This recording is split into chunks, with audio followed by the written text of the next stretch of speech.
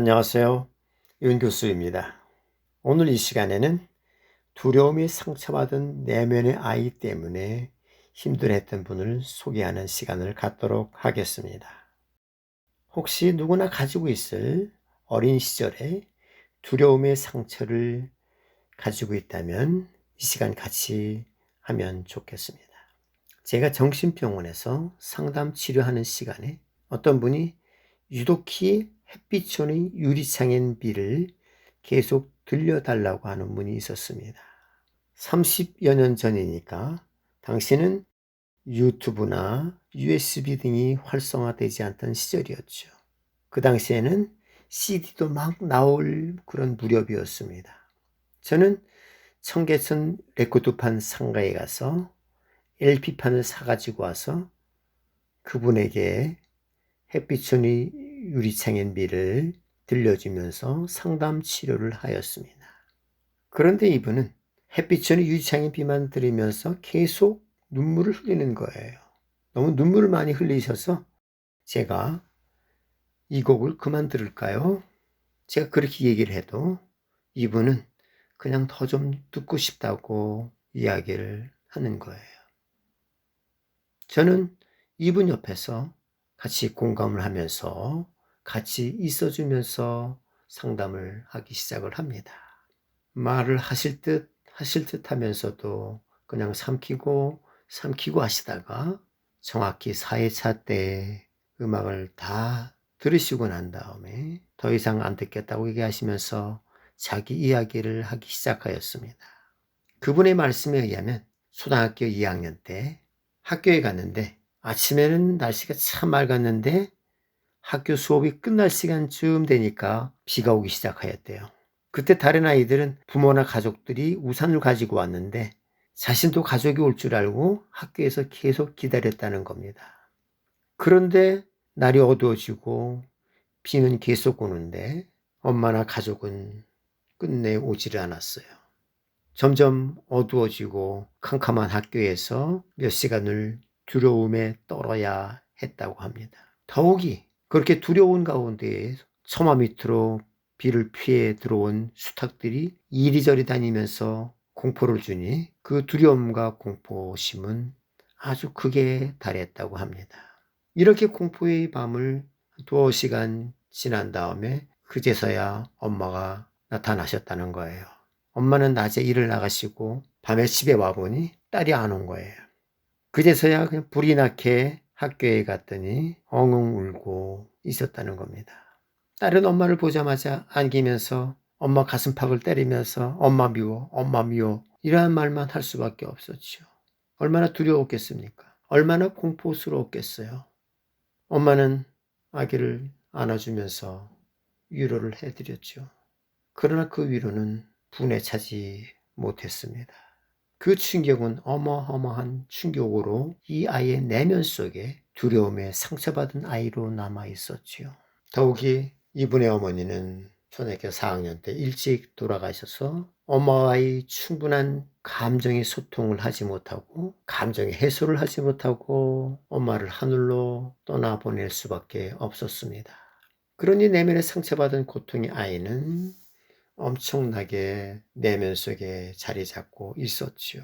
그래서 이분은 비만 오면 가슴이 아리고 위로받지 못한 두려움이 내면에 상처받은 아이는 성인이 되어서까지 계속 울고 있었다는 겁니다. 그리고 그 위로는 제가 햇빛촌이 유리창엔 비라는 노래를 들으면서 위로를 받았고 또 자기 자신에게 위로의 대상이 되었다는 거죠. 그래서 제가 들려준 햇빛촌의 유리창엔 비는 이분에게 많은 위로를 주었는지도 모릅니다. 더욱이 엄마는 돌아가셨고 엄마와의 해결되지 못한 그런 감정은 지금까지도 가슴에 남아있는 거지요. 우리가 이렇게 어릴 때 받은 상처는 잊혀지는 듯 하지만 내면 깊숙이 자리 잡고 있어서 항상 응석을 부린다는 겁니다. 나의 마음을 알아달라고 자꾸 늘어지는 거죠. 본인은 그냥 이런 두려움이 없어졌겠니 하지만 이 두려움에 상처받은 내면의 아이는 조금만 틈이 있으면 비집고 나오면서 나를 알아달라고 나를 위로해달라고 그렇게 응석을 부리고 앙탈을 부리는 겁니다.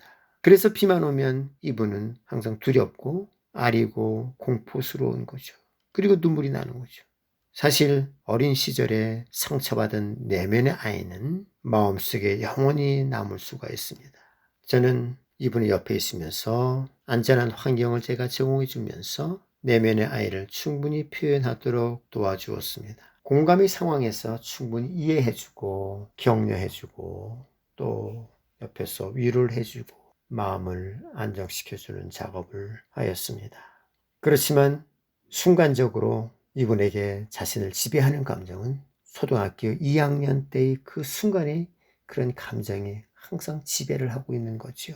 그 당시에 충분히 위로받지 못하고 지지받지 못한 감정을 어른이 된 지금 내면에 상처받은 아이는 자기를 알아달라고 또 위로해달라고 몸부림치는 겁니다. 더욱이 돌아가신 엄마와의 감정이 해결이 되지 않아서 더욱 힘들었을 겁니다. 저는 그분에게 눈을 감도록 했죠. 그리고 심상 안에서 엄마를 떠올리도록 도와주었습니다. 그리고 돌아가신 엄마와의 대화를 하도록 이끌어 주었습니다. 심상 안에서 이분은 엄마를 만나면서 엄마와 이야기를 나누면서 뜨거운 눈물을 흘렸죠. 아주 통곡을 하는 수준으로 크게 울었지요.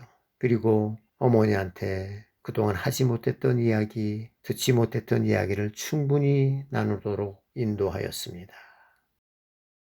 자, 이제 나를 치유하는 시간을 갖겠습니다. 혹시 어린 시절이 이러한 유사한 두려움이나 공포심이 있다면 충분히 표현하시고 상처받은 내면의 아이를 도닥거려 주세요.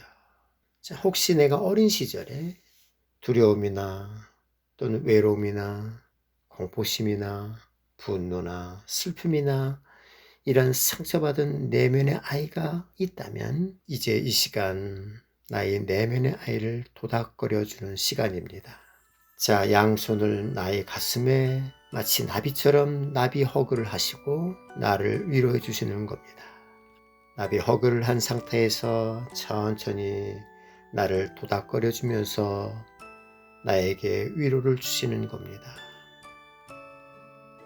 그래, 힘들었지? 정말 힘들었지? 그래, 정말 힘들었을 거야. 어느 누구라도 그 상황이면 힘들었을 거야. 그걸 지금까지 견디느라고 얼마나 힘이 들었을까? 계속 도닥거려 주세요. 자, 호흡을 크게 들이쉬고 내쉬면서 아주 편안하게 호흡을 하세요. 호흡을 하면 할수록 내 마음이 편안해집니다. 역시 나를 도닥거리면서 그래, 참 수고했어. 그래도 대단해. 지금까지 잘 견뎌왔지? 정말 대견해.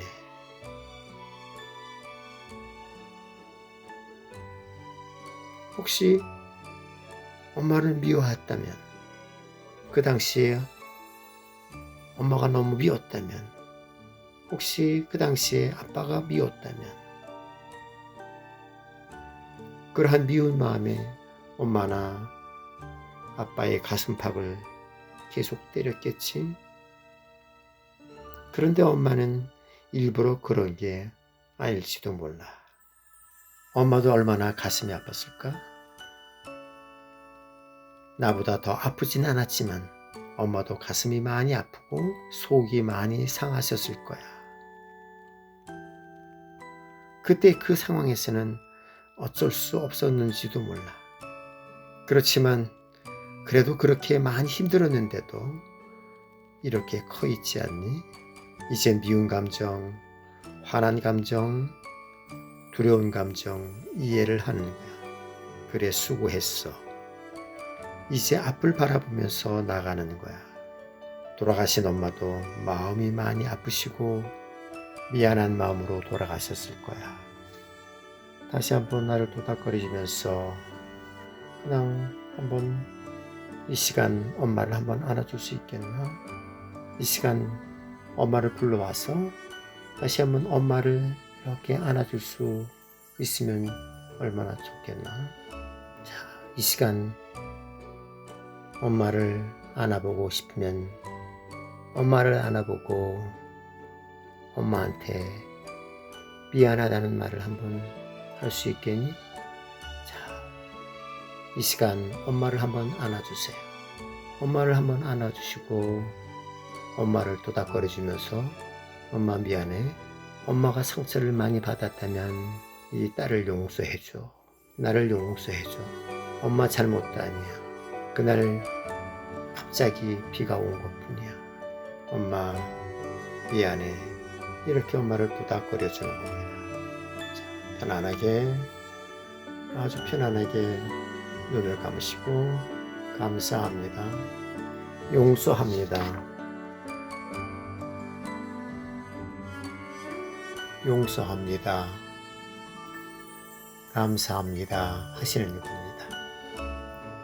그리고 편안하게 이제 일상으로 돌아오세요.